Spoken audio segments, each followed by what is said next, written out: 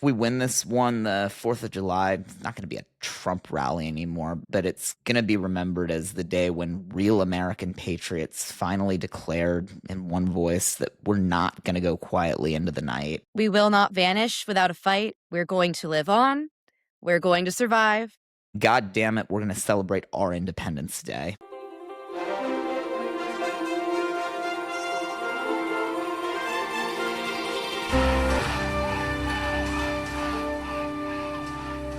Good morning. Good morning. Welcome back to another episode of Concepts of a Pod. We have a lot to discuss today, and to get right into it, we just learned as of about an hour ago that in somehow a 6-3 decision, the Supreme Court has decided that the Constitution says what it says on birthright citizenship. That should have been 9-0, but that's the world we live in. But we're very, very thankful on the ruling saying that President Trump cannot overturn birthright citizenship. This is a massive, massive win this week. There's been some other very disappointing decisions from the Supreme Court. There's been a couple of good ones also saying that we can still have mail-in ballots that are postmarked by Election Day that arrive after Election Day. And yeah, there's been some big wins and some big losses this week, but this was the one I know that we were particularly worried about. And I'm glad that there's still a little bit of common sense left, if that's even what we want to call it. I mean, at least we can't completely rewrite the Constitution. Only 3 of the Supreme Court justices think that Trump can do that. And I bet you guys can take a guess which 3 it is. Yes, and if you can't, it is our usual suspects, Clarence Thomas and Sam Alito, and then joining him was Neil Gorsuch, who I really still can't figure out, but I think maybe the most important and probably concerning element of this story that will probably go completely under the rug, but is worth mentioning here. A reporter on Capitol Hill actually caught up with Clarence Thomas outside the Speaker's office. And if that feels weird to you, it should, because Supreme Court justices should be nowhere near the Speaker of the House because they're not supposed to be political. But take a look at this. Who were you meeting with this Oh, afternoon? nobody. You weren't meeting with the Speaker, you were in his Oh, office. God, no. So what are you doing up here? Oh, just walking.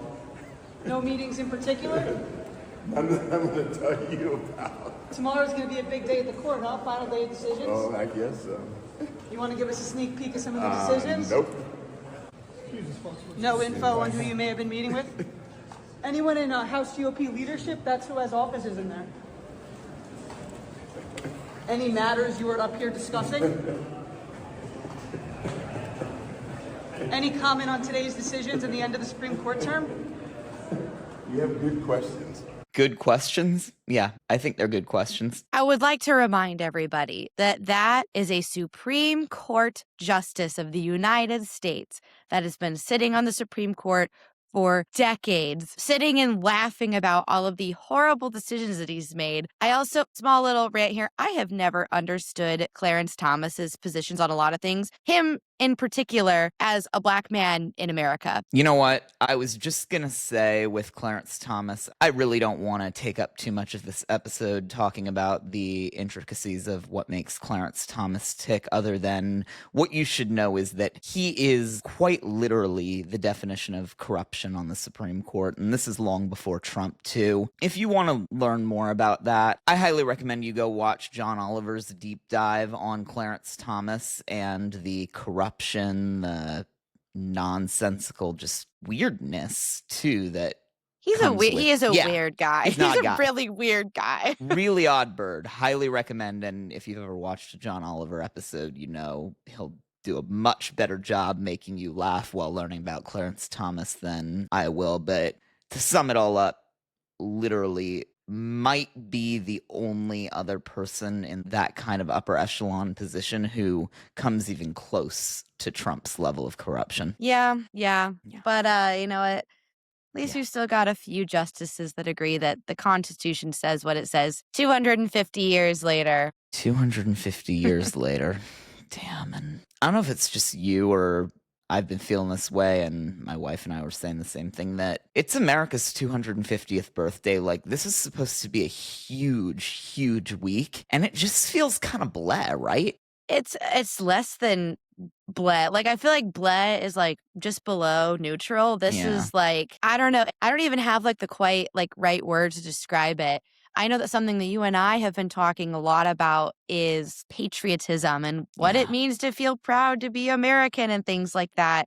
And I think a lot of people are really feeling that right now. And it's just a tough thing to, I guess, like, hit the nail on the head, figure out how exactly, like, to put into words how we're feeling. Yeah, and I think honestly, I think it really is just more a symbolism of what's been taken away from us, and more specifically, let's not make this passive voice, what Donald Trump has taken away from us. And will continue to take away from us. Yes, yes. Because first of all, I mean, my in-laws who are from Philadelphia were telling me that when they were kids, when the 200th anniversary in 1976 rolled around, and they were describing what sounded like an incredible party in the streets, both in Philadelphia. I'm sure they had the same in DC. And I know they were planning on one long before Trump won re-election again. I think over 5 years now, a bipartisan congressional committee has been working on America 250, which will be headquartered in Philadelphia, not DC.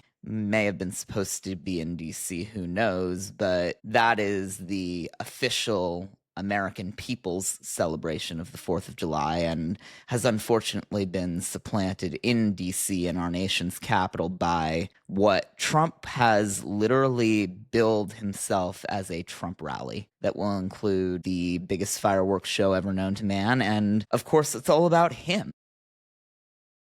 That's all I have to say on it. I don't know. It's I don't know. Normally, you know me, I have a lot of words. I have a lot of things to say all the time. I just don't understand how for the party and, the group of people who claim to love America so much have set up this shit show that things keep getting canceled and rescheduled and all these things, and we've ended up with a Temu State Fair. Oh, yeah, literally. I mean, don't get me started on the reflecting pool, which now they are literally arresting people for fake vandalism just to hide the fact that Trump's awful pool guy did a bad job at patching up the reflecting pool with swimming pool paint for some reason. I don't even know what to say, but they've got fences all around that. And my wife and I actually did a walk through DC over the weekend, and I bet I it want feels a little surreal there right now living there. I could not yeah. even imagine. We walked by, first of all, the reflecting pool's completely fenced off. You can't even go see it. And there are weird dystopian surveillance towers that tell you loitering's not allowed in this area. Please move along. There's actually a video of them yelling at some National Guard troops, which was really funny. Loitering is not permitted in this area. Please proceed to a designated location. Thank you for your cooperation. Then you have the fact that you can't even get into the state fair without going through metal detectors because Trump is going to speak in a couple days. And But I thought that gun violence wasn't a problem in this country. What are they scared of? Sarcasm, by the way, for anybody watching. yeah, no. And then I think what's worse than that, though, is the fact that there was planned a Smithsonian festival celebrating our history. I mean, of course, think of the number of performers who had signed up to perform at what they thought was America 250, and then they realized it was a Trump rally and pulled out of it. And I think back to, I mean, you watched and we showed everyone a live stream of the Obama Presidential Center opening, which was incredible to watch. And they had so many performers, and I can't help but think it was just a taste of what we could have had if that's who was going to turn out to celebrate President Obama's legacy. Think of the turnout, a bipartisan committee of people who are actually good at event planning could have gotten for our 250th. I mean, world leaders, performers, musicians. It goes a little bit beyond that, though, because, like, all those people at the Obama Presidential Center opening wanted to be there. Mm-hmm. They probably begged to be there to be able to celebrate this. And we've seen dozens of performers pull out of the America 250 celebration because they don't want anything to do with this anymore. Sorry, And the I Freedom 250 sorry, the session. Freedom 250 celebration, excuse me. But there's so many before they pulled out because they don't want to deal with this anymore. I don't know. It baffles my mind to see all these people who, still claim that they love President Trump, but actually, oh, I'm not going to talk about him. Oh, I don't want to be seen with him. Oh, I don't want anything to do with, anything that he's doing. It's like, do you actually still support him anymore? Like, it's okay for you to say you were wrong. It's okay for you to take a step back. Like, we would rather you admit that and come join our side than continue to push and harp on something that is literally degrading and disintegrating our country and our democracy as we know it.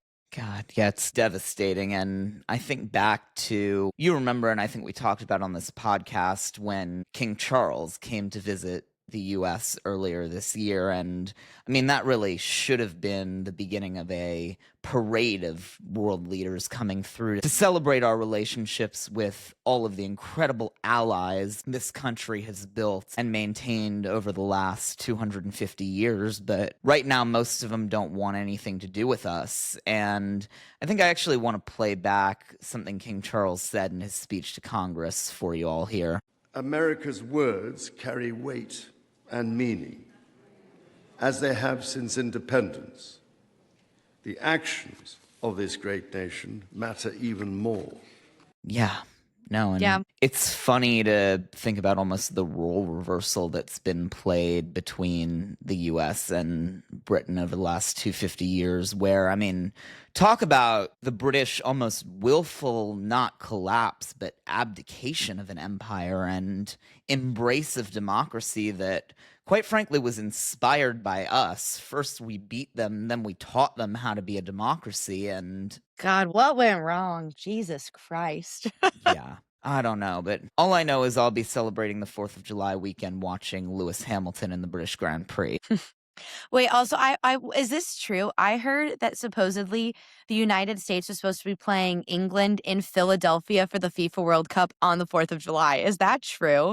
I wouldn't say supposed to. It was one of a number of hypothetical matchups that could have happened if a certain number of teams won and lost a certain number of ways. And another thing, I'm sorry to say, I will be supporting Britain in the World Cup, only because A, I am a U.S. women's soccer fan, but... Okay, but that would have been iconic if it lined up to be that way. Yeah, no, it would have been great. And I mean...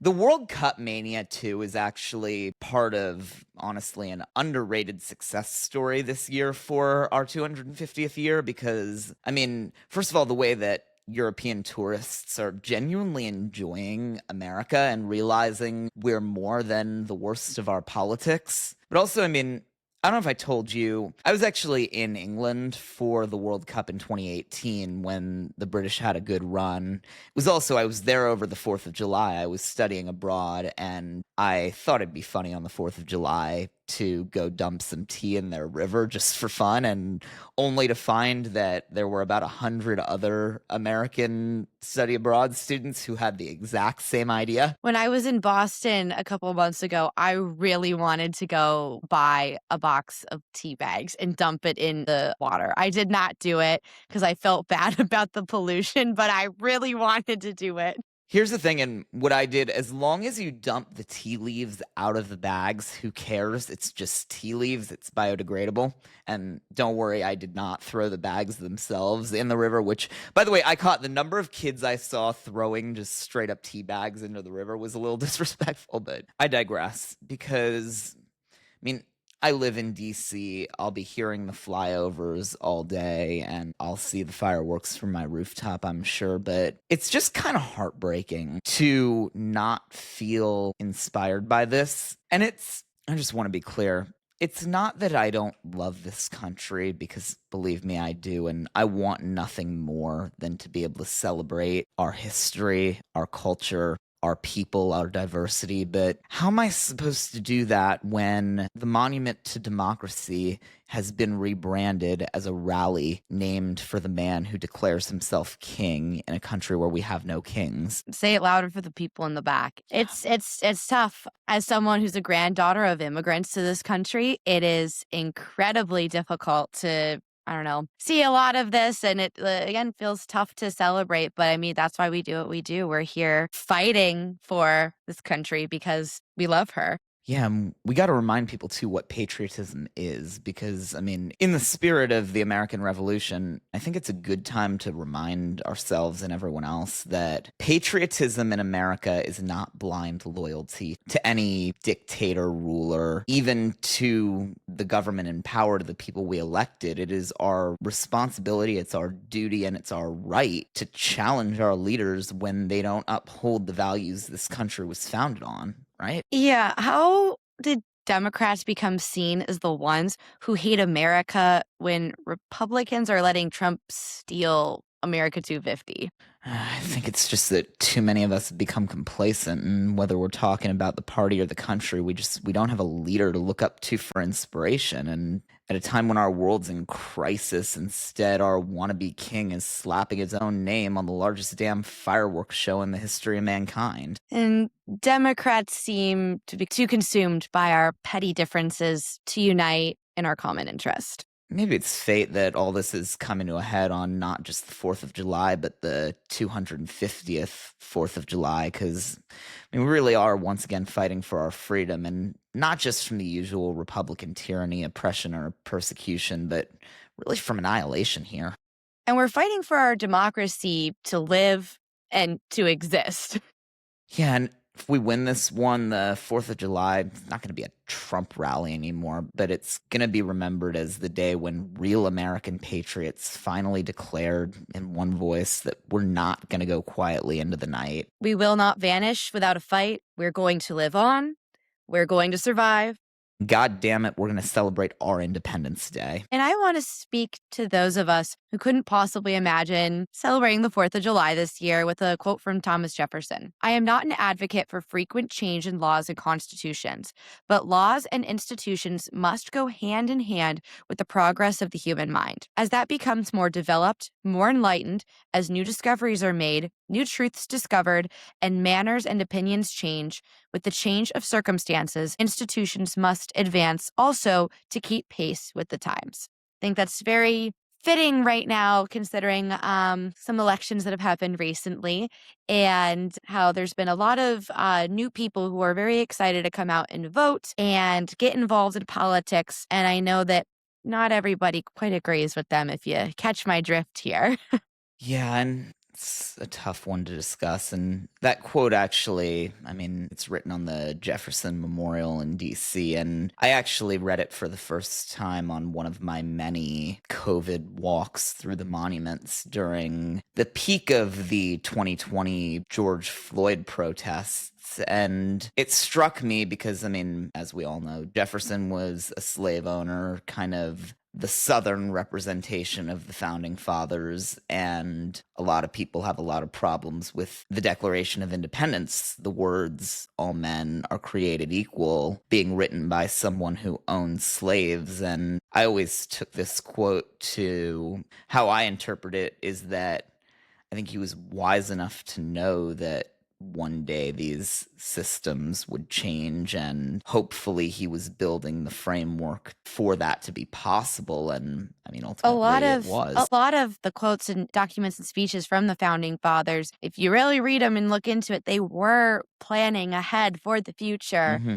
For, you know, when systems change and there's new parties. And like, I mean, let's not forget Democrats, Republicans, the parties flipped. Like decades, like these things changed. Also, and Jefferson was a Democratic Republican, and his opposing party was Hamilton's Federalist Party. George Washington didn't have a party. He didn't believe in parties. they planned for all of this stuff to happen. They were lots. They were revolutionary. They were also, I mean, Hamilton, I think, was younger than I am now when he wrote a lot of what he wrote. And I mean, in many ways, the founding fathers were not too dissimilar to some of our more radical, dare I say, factions. But there were also even more radical factions within these revolutions. And look back to the history of the civil rights movement, too. There is a reason certain figures are remembered while others are forgotten. And it really comes down to the tactics of revolution. And I think that's where we get into some of the elections in New York that have been dominating the discourse recently. Yeah, yeah. The thing that I want people to take away from the elections in New York City last week are that there were so many people and young people who were excited to go out and vote. I know that there's some caveats there with the fact that DSA swept New York City in a lot of big races, a lot of congressional races, and For anyone who doesn't know who's watching this, DSA is the Democratic Socialists of America, which is, I mean, kind of the Democratic Tea Party right now, except they're socialists and they're further to the left than like Bernie Sanders and AOC, to put that on a political spectrum for people. And like I said, I want people to think about how excited they were for young people to get out to vote.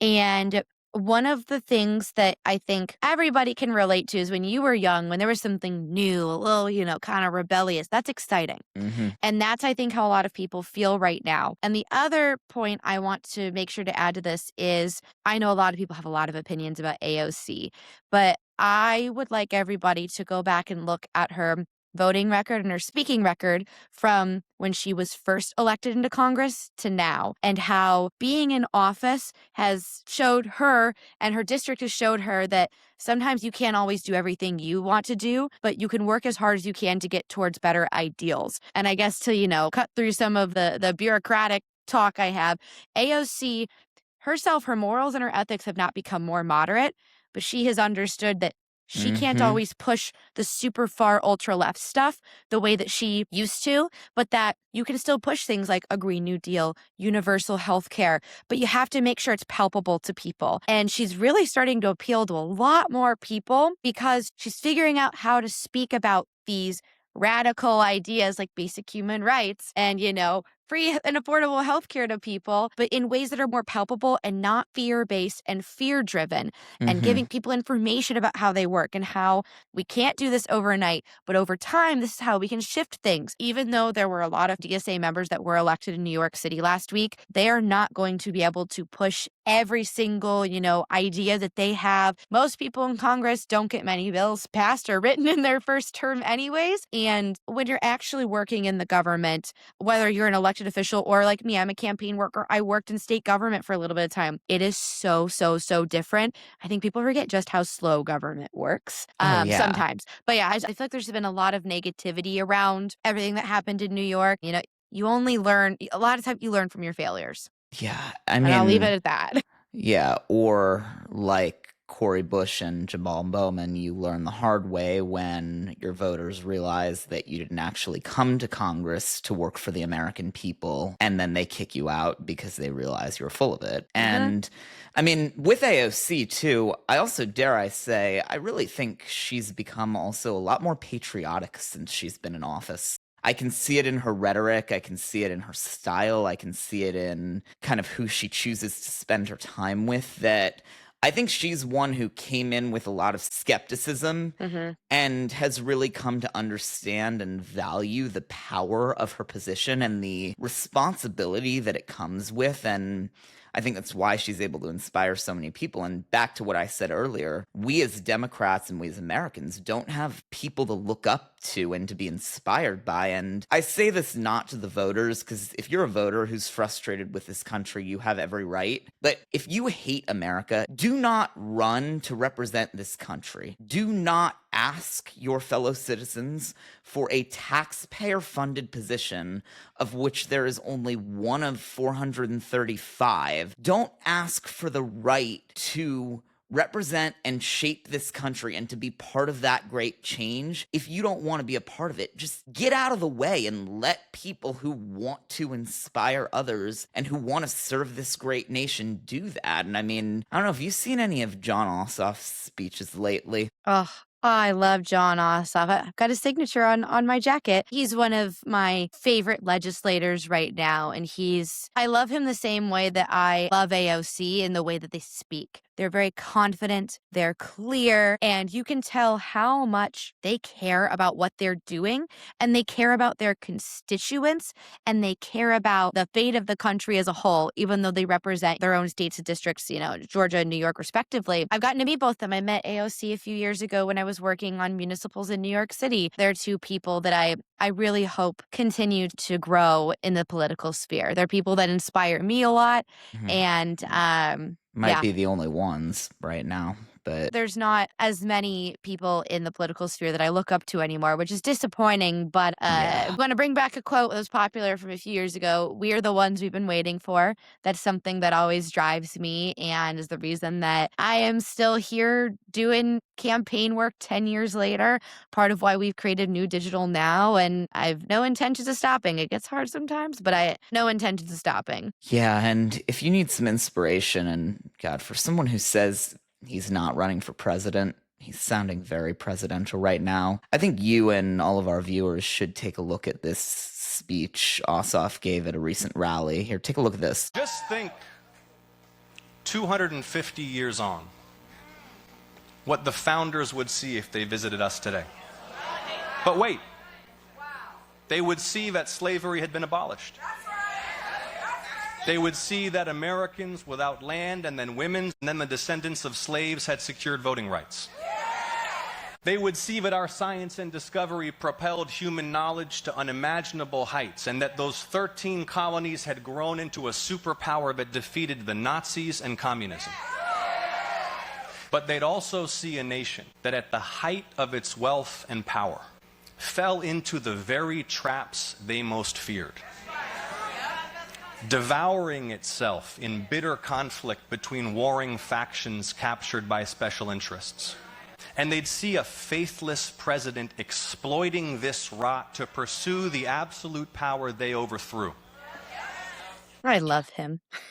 Yeah, and did you notice how he called out everything wrong without hating this country, but by alluding to what it once was and can be again? There's a lot of hope missing right now, and Jon Ossoff is definitely someone that has been able to inspire hope in so many people. I mean, as much as I love my senators here in Illinois, I would love if Jon Ossoff was my representative, my senator.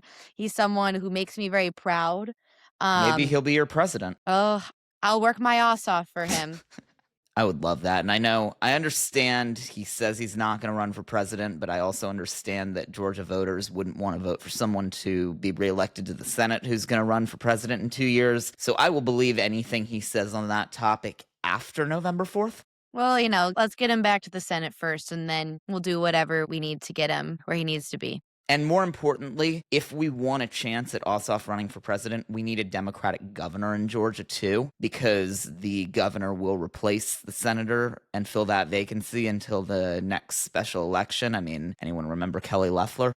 Prefer not to remember her. But no, for those of you who don't know, I worked in Georgia in 2022 for Raphael Warnock's runoff election. And it was such an incredible experience being there. I got to meet both of the senators and so many other people. And people in Georgia truly love their state. This was when Raphael Warnock was running against Herschel Walker, careful of the bats and the wolf man.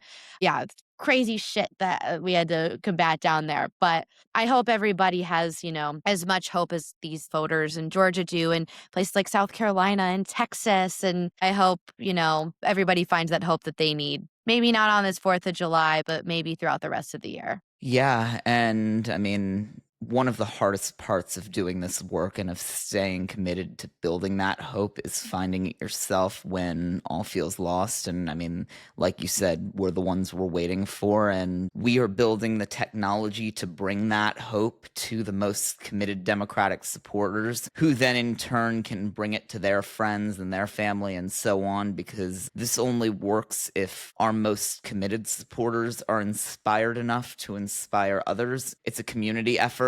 Unlike what Donald Trump thinks, you can't do it alone, and we don't. There's power in numbers.